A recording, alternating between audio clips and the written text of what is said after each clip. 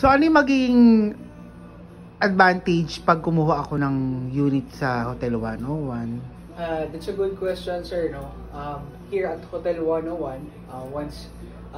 sabi nga namin, ang tagline natin is your investment made simple or investing made simple. So first of all, once na mag-invest po kayo with Hotel 101, hindi na po kayo mahihirapan maghanap ng mga tenants. Si Hotel Asia Incorporated na po ang bahala maghanap ng mga tenants nyo.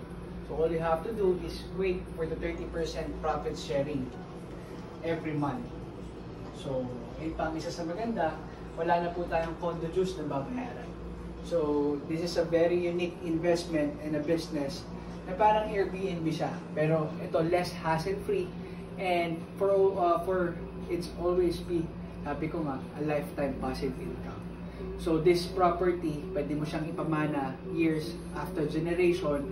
So, aside from that, pwede mo siyang ipa-Airbnb, yan nga, basically. And also, ang mga condo transfer of title is bahala na si Hotel 101 na magbayad.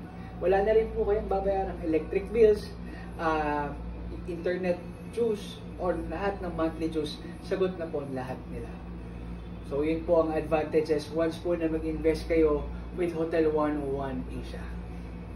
Or, yeah.